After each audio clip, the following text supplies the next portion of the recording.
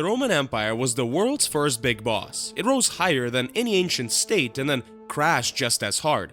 But what if it hadn't? Picture a timeline where Latin remains the global language of politics and science, Roman roads still connect the Atlantic to the Black Sea, and the Senate is still calling all the shots. If the empire hadn't collapsed under barbarian invasions and its own internal mess, how would technology, religion, culture, and politics have developed? In this video, we'll explore what might have saved Rome, how it could have evolved over 2,000 years, and how Europe, the Middle East, and beyond might look if Rome never tapped out. And for those who don't know, welcome to Chronos History, where we break down the greatest moments in history and turn them into greater stories. Whether you're bored, learning, or somewhere in between, we've got something cooked up for you to keep you entertained. So without further ado, let's jump right into it.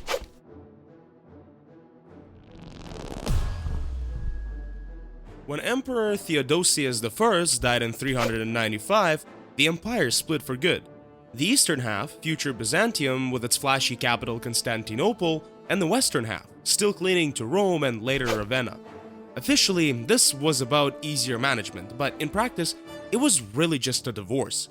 The east was rich, urban, and stable, while the west was broke and falling apart.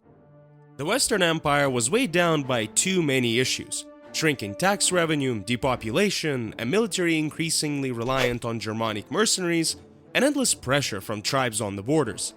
Vandals, Goths, Franks, and Burgundians all crossed into Roman territory, sometimes as allies, but eventually carving out kingdoms of their own.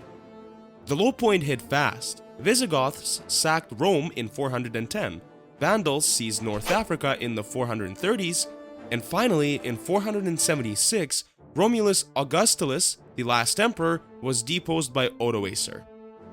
For most people, the collapse wasn't a single disaster, but actually a slow fade.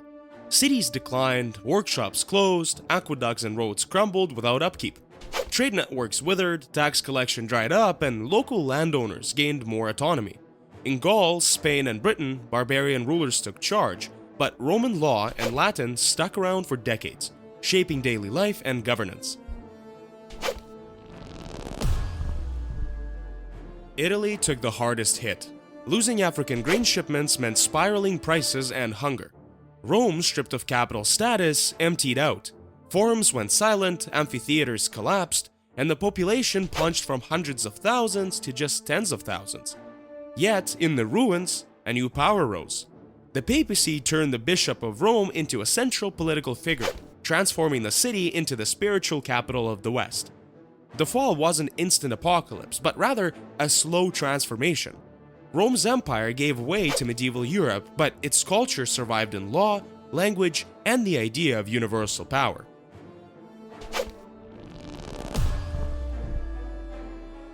A few different moves could have kept the Western Empire afloat. First, army reform. Relying less on mercenary foederati and more on native recruits might have secured the Rhine and Danube against Goths and Vandals. Second, holding on to Africa was key.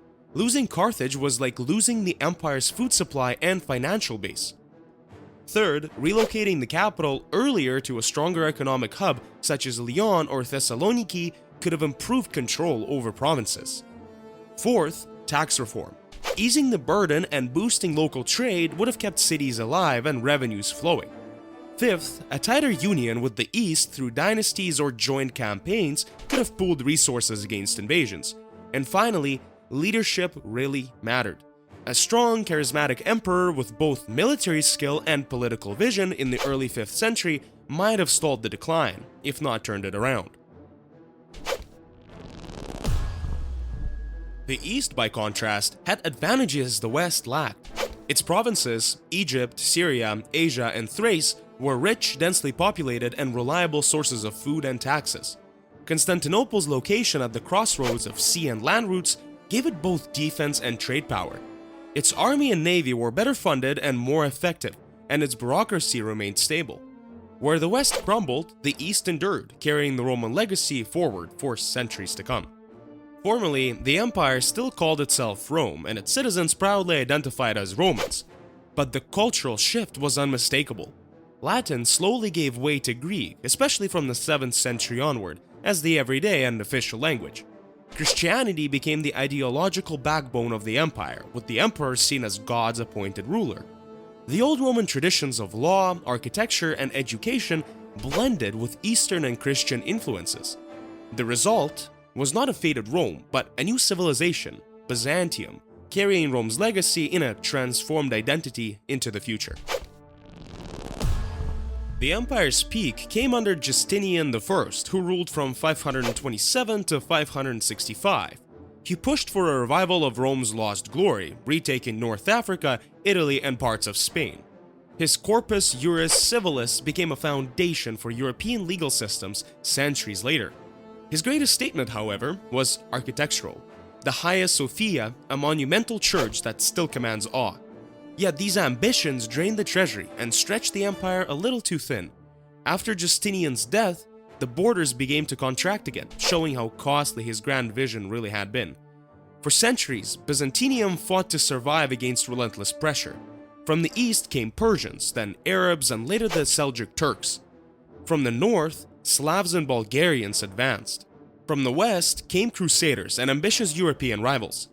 The empire lost ground repeatedly, but just refused to collapse.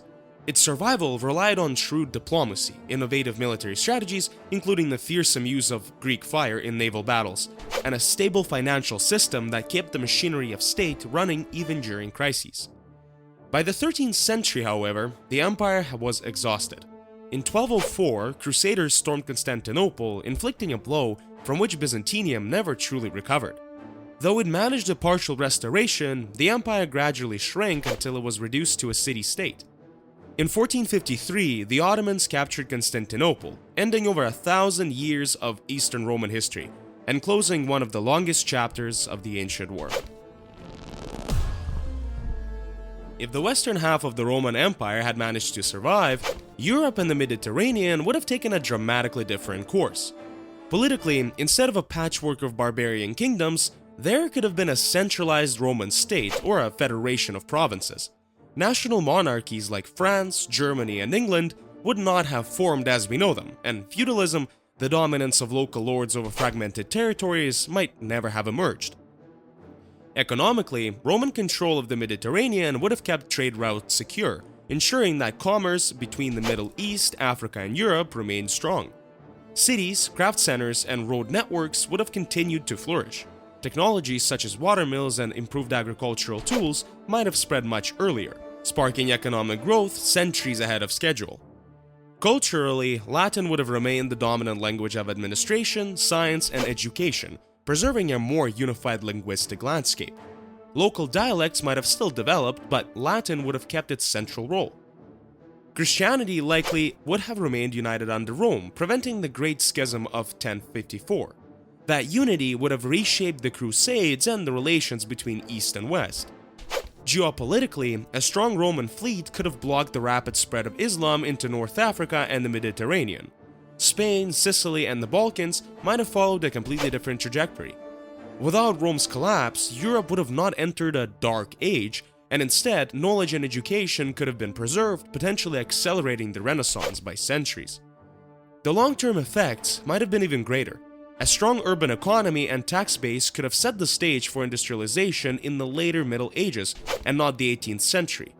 Overseas exploration could have launched under the Roman banner, altering global colonization and reshaping the balance of power in the modern era.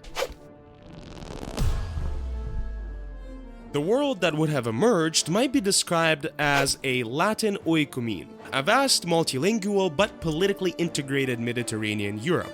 It could have resembled an early federal state with a centralized administration and unified legal framework. The medieval world as we know it would have not existed, and instead Rome's continuity could have pulled global history forward by centuries, leaving us with a far earlier path into modernity. But the beauty of history is such that we will never know for sure. And that's all for today, guys. If you like this video, please consider subscribing and hitting that like button. It really helps us a lot. Leave a comment if you think that the Eastern Roman Empire is better than its Western sister, and until next time, see you again on Chronos History.